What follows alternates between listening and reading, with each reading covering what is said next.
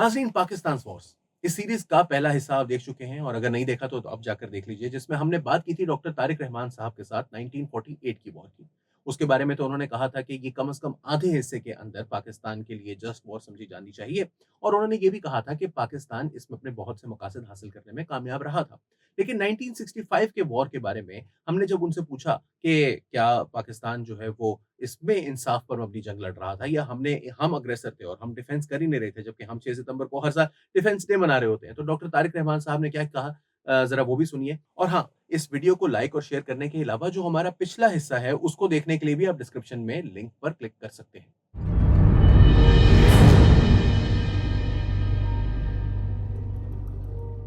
एक और मर्तबा हम फिर उसी इन्फिल्ट्रेशन वाला ही एक मसला दोबारा से शुरू होता है 65 के अंदर भी। अगस्त में, लेट जुलाई में, अर्ली अगस्त में जो है वो शुरू हो जाता है, और फिर उसके बाद शायद और अर्ली शुरू हो जाता है, और फिर 65 की सितंबर में जो है वो इंडिया ऑफिशियली वॉर डिक्लेयर करता है। सो उसके बारे में बताइएगा कि 1965 की वॉर का बैकड्रॉप थोड़ा सा, और फिर आप ये बताइए कि वेयर डिड इट गो। 1965 के अंदर देखिए, जनरल मिठा कहते हैं कि तकरीबन 4 दफ़ा तो मेरे पास फाइल आई थी, जो अयूब खान भेजा करते थे मुझे। वो प्रेसिडेंट थे, वो फाइल मुझे भेजा करते थे कि कश्मीर पे हमला करें या ना करें, और यानी अपनी तरफ से जैसे बाद में हुआ उस तरह करें या ना करें। तो मैं हर दफ़ा लिख के भेजता था कि नहीं, बिल्कुल नहीं। और वो फिर आगे ये भी कहते हैं कि फिर ये हुआ कैसे कि अयूब खान मान गए। बुनियादी तौर पे कॉशस आदमी थे, तो ये कैसे हुआ कि वो मान गए। मेरे ख्याल में उसकी वजह एक तो ये थी कि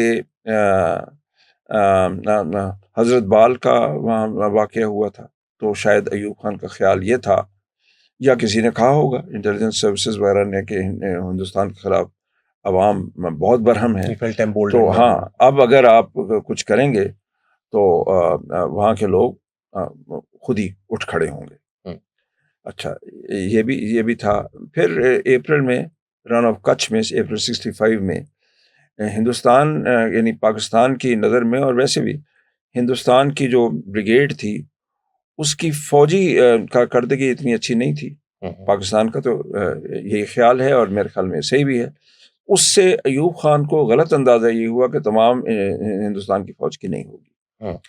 फिर ये भी था कि 62 में हिंदुस्तान ने जो, यानी चीन के साथ जंग जो उनकी हुई थी, उसमें हिंदुस्तान को इतनी बुरी तरह से उनको शिकस्त हुई थी कि वो तो चीन ने खुद ही रोक दी कि अयूब खान का ख्याल होगा कि ये बहुत कमज़ोर फौज है। हालांकि 62 के बाद में फौज के अंदर बहुत सी नई चीज़ें की गई, हथियार नए आए वगैरह वगैरह, और भी बहुत सी चीज़ें की गई। जनरल कॉल वगैरह को तो हटा दिया गया, कृष्णा मेनन को हटा दिया गया, कि उसके बाद में वो फौज नहीं थी जो 62 में थी। लेकिन बहरहाल इंटेलिजेंस फेलियर के हम उनको समझ नहीं सके कि उनका बिल्डअप हो रहा है पिछले 3 साल से, कह सकते हैं। लेकिन देखिए, इंटेलिजेंस किसी मुल्क की भी 100% तो कभी दुरुस्त नहीं होती। वो तो अमेरिका की भी नहीं थी, 9/11 हुआ, किसी मुल्क की नहीं होती। तो असल में होता ये है कि इंटेलिजेंस के पास बहुत सी चीज़ें आ रही होती हैं, कुछ उधर जाती हैं, कुछ इधर जाती हैं। अब इंटरप्रिटेशन होता है। अब यहाँ पे आइडियोलॉजी चूँकि लोगों की ये थी कि लोगों तो नहीं कहना चाहिए, लीडर्स की ये थी, जनरल अयूब की खुद थी, भुट्टो साहब की थी, अजीज़ अहमद साहब की थी, कि हिंदुस्तान के सिपाही इतना अच्छे लड़ नहीं सकते जितना पाकिस्तान के सिपाही। इस आइडियोलॉजी की वजह से इनका ख्याल ये था, उसी चीज़ को इंटरप्रिटेशन ये दी जाती थी कि ये तो हमेशा ऐसे ही रहेगा। वो चीज़ गलत निकली। सही। अच्छा, ये एक असम्पशन जो है वो हिटलर लिखते हैं अपने माइन काम्फ में भी, उन्होंने लिखा है कि फर्स्ट वर्ल्ड वॉर से पहले जर्मन्स की भी यही असम्पशन थी अबाउट द ब्रिटिश, और फिर उन्हें आइडिया हुआ कि ये तो बड़े बैटल हार्डन्ड हैं और ये बड़े सख्त जान लोग हैं। यही हमारे साथ भी इस तरह से हुआ 65 में। भुट्टो साहब की आपने जिक्र किया इस दौरान, ये एक he was the foreign minister as well, और एक टाइम तो ऐसा था कि उनके पास 8-9 मिनिस्ट्रीज थी, so he's not someone who's completely oblivious of the realities, और अपनी आर्मी की भी अंडरस्टैंडिंग उनकी थी। 62 سے امریکہ جو ہے وہ 62 کی وار کے دوران ہی امریکہ جی نے اور نہرو نے جب ایکسیپٹ کیا تو چائنا کے ساتھ ان کی وار جی کے دوران تو بلڈ اپ ان کی آرمی کا بہت تیزی سے ہو رہا تھا.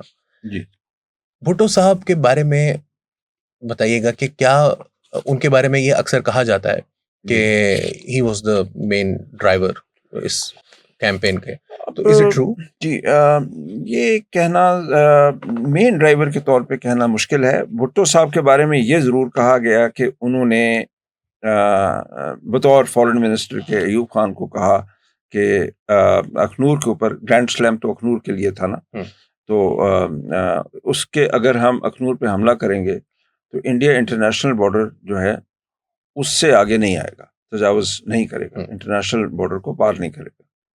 لیکن انڈیا نے 6 ستمبر کو اخنور تو خطرے میں تھا, تو جی انڈیا نے 6 ستمبر کو اپنی حفاظت کے لیے سیالکوٹ اور لاہور دونوں کے اوپر حملہ کر دیا. بالکل. تو ان کی ایوب خان کی بات یعنی بھٹو صاحب کی بات ایوب خان نے جو مانی تھی وہ غلط ثابت ہوئی. عزیز احمد صاحب کا بھی یہی تھا, ہندوستان کے بہت خلاف تھے, شدت سے شاید نفرت تھی ان کو, معلوم نہیں کیوں تھی, لیکن بہرحال تو اس لیے وہ بھی یہی کہا کرتے تھے کہ نہیں کوئی ایسی بات نہیں ہے, وہ ہمارا وار سہ نہیں سکتے. ایوب خان کا اپنا بھی یہی خیال تھا, انہوں نے لکھا بھی ہے ایک خط میں. عجیب بات یہ ہے کہ جنرل موسیٰ اس جنگ کے خلاف تھے. اچھا. انہوں نے اپنی 2 کتابوں میں لکھا ہے کہ وہ خلاف تھے.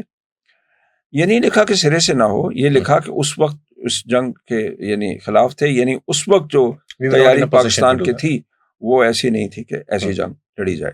اسٹاف کالج میں بھی بعد میں انہوں نے یہی بات کہی تھی, جنرل محمود نے اپنی کتاب میں کہا بھی ہے اس بات کو.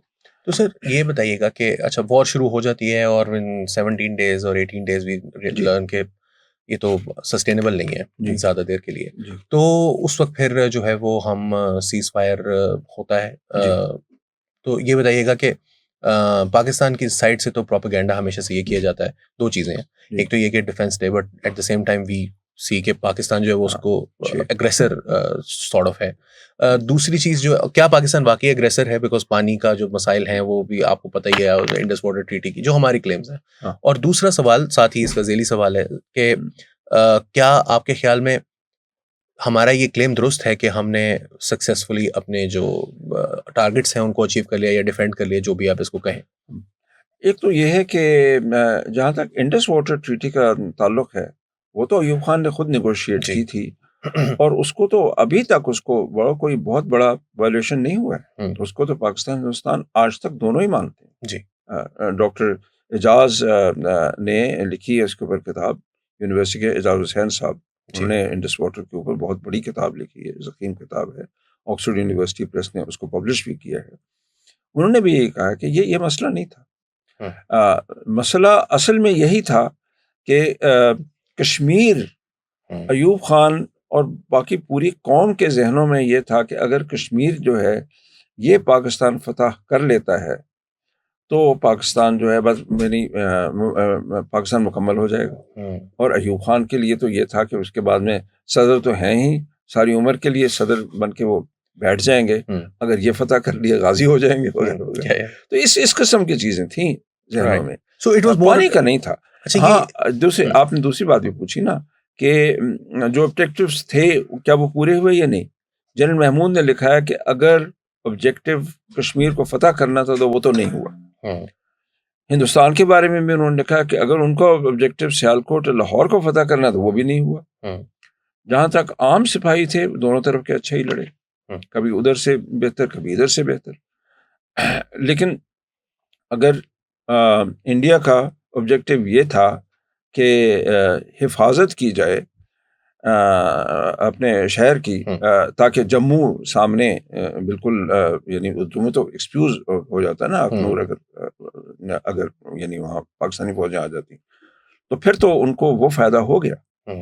لیکن قیمت ان کو بھی بہت ادا کرنی پڑی, حاجی پیر پاس بھی چھوڑنا پڑا, اور قیمت پاکستان کو بھی بہت زیادہ ادا کرنی پڑی. تو یہ نقصان ہی نقصان ہوا.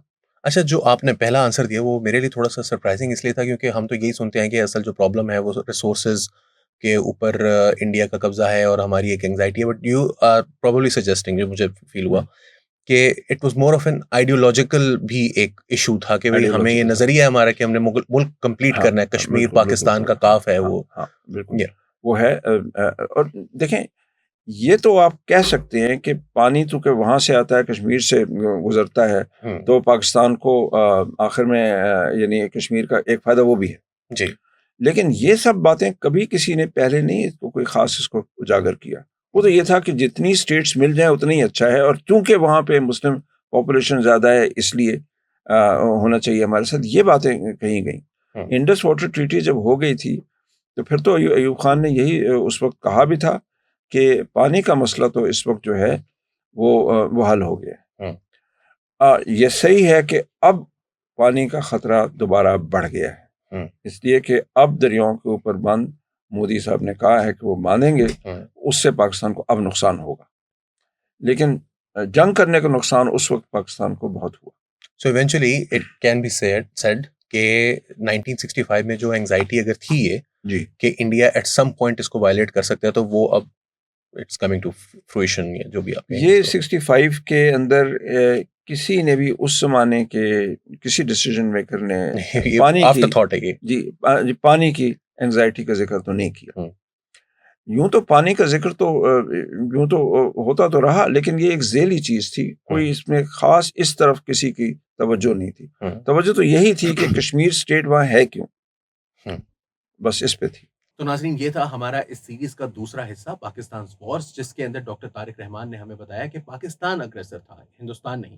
ہندوستان کا ڈیفنس ڈے 6 ستمبر ہے, پاکستان کا نہیں. اور اس کے علاوہ انہوں نے یہ بھی بتایا کہ ہمارے فوجی جرنیل اور ہمارے کچھ سیاستدان کس طرح بے وقوفی میں اس جنگ کو چھیڑ بیٹھے, اور پھر اس کے بعد اس کا خمیازہ پاکستان کو نہ صرف اس جنگ میں بھگتنا پڑا بلکہ 6 سال بعد بھی, یعنی 1971 میں جب پاکستان کو بنگال کو کھونا پڑا اور بنگال کا صوبہ بنگلہ دیش بن گیا. اب 1971 کی وار میں بنگال میں ہم نے کیا غلطیاں کی, ہمارے سیاستدانوں اور فوجیوں نے اپنے ہی پروپیگنڈا کا شکار ہو کر کس قسم کے بلنڈرز کیے, اس کے بارے میں ڈاکٹر طارق رحمان کے خیالات ہم آپ کو جلد ایک اور ایپیسوڈ کے اندر بتائیں گے. اس ویڈیو کا تیسرا حصہ دیکھنے کے لیے بھی آپ جب وہ پبلش ہو جائے گا تو ہم اس ویڈیو کے اندر بھی اس کا لنک ایڈ کر دیں گے. اور ہاں, اس ویڈیو کا پہلا حصہ جیسا کہ میں نے آپ کو ویڈیو کے شروع میں بتایا تھا, اس کی ڈسکرپشن میں موجود ہے.